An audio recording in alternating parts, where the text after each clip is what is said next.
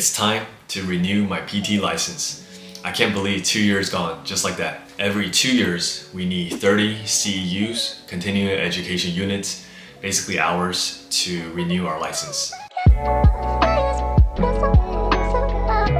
Hi, I'm Jeffrey, physical therapist, and welcome to Life of a PT. My work reimburses $300 for CEUs per year, which is not a lot, but I'll take any help I can get. My hospital does offer CEUs at a discounted price for employees, so that's not too bad. A course that may be $150, I just have to pay 50 bucks. This video, I will go over the process that I go through to renew my Texas physical therapy license, and also briefly touch on some of the CEUs, the courses I've taken the past 2 years. 2 years can feel like a long time. Sometimes I don't even remember the patients I saw last week. So it's good to keep track of all your certificates and all the courses, the receipts that you've taken. To keep track of all those things, I keep a folder on my desktop titled 2022 to 2024 CEUs.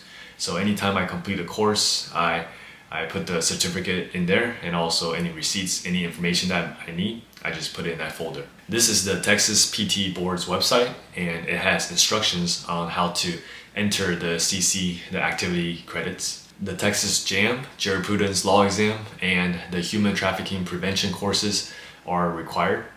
And they also count towards your total hours. So you need 30 hours, and those two combined are 3 hours. You do have to complete those 2 courses before you can get on this page to enter the CEU credits. The Texas JAM was 75 questions, multiple choice, and it's open notes, but low-key, it still took me a while, like over an hour. You do have to pass it with 80%, but you do get 2 tries each for each question. It costs $49 for the law exam, and it costs $248 to renew the license in Texas, which is criminal. Some people's work pay for their license renewal, but not mine. My total hours this renewal period comes out a little bit over 38 hours. As a clinical instructor, I was awarded 5 hours. I took on a student who had an 8-week internship. The most recent course I took was a SCI course, a spinal cord injury course on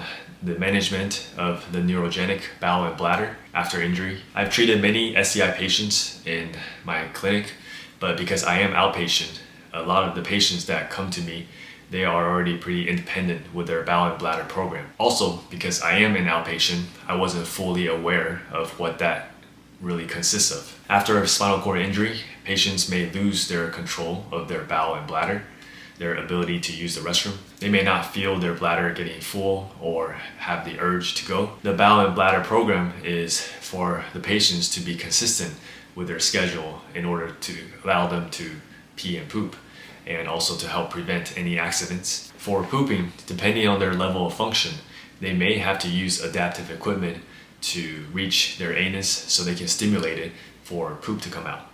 And sometimes they use like a stimulator, and sometimes they use their finger, so depending on what level they are. So for therapy, we have to think about core and trunk control and work on it so they can achieve certain positions that will allow them to work on their bowel program. For peeing, patients may need adaptive equipment for their hands or fingers because they don't have that control in order to self-cath.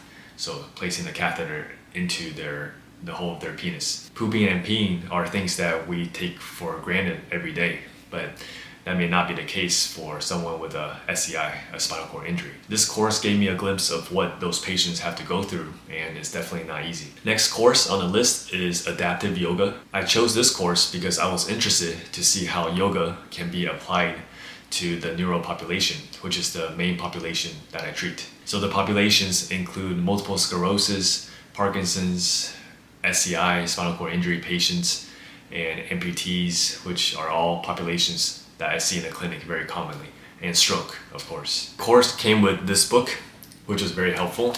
So you can see pictures of different poses and how it can be applied to different diagnoses. I still refer back to it sometimes because it's pretty easy to reference. I took a pulmonary course, which is more tailored for the rehab therapist. I see the pulmonary dysfunction patients at work, so this was a good course a good overview of the common diagnoses that we see and how to manage them. That includes COPD, idiopathic pulmonary fibrosis, respiratory failures, pulmonary hypertension. The course also goes through how to chart review for the population, how to interpret findings, how to assess, and how to treat the population. Back in early 2023, I took a course on medical complications surrounding DOC patients, disorders of consciousness. So that includes comas, vegetative state, minimally conscious patients. This course was probably more tailored towards inpatient therapists, but it's still good information for us to know, the outpatient therapists, because since most of the time after their inpatient stay, they get discharged to outpatient. Now that insurance is not covering as long of a stay for patients in inpatient, we are getting lower level patients and patients that are more involved in outpatient. Some of the medical complications discussed include neuropathic pain syndromes, neuroendocrine disorders, hydrocephalus, heterotopic ossification, seizures, and spasticity. There was a whole lecture, a whole section on spasticity management, which is very important. In outpatient, I'm oftentimes referring patients back to the spasticity doctors so they can get better management. If the spasticity is not addressed or controlled, it can oftentimes decrease patients' functions, delay recovery. All right, so that sums up the courses that I took within the past 2 years to renew my license. There were some other ones here and there that was like an hour or two that I didn't include. But let me know in the comments if you guys have any questions. I try to keep the overview pretty brief about the courses so I don't put you guys to sleep. But if you guys are still awake, give this video a thumbs up. Thanks for watching, and click here to watch my last video where I talk about the importance of getting your blood work done.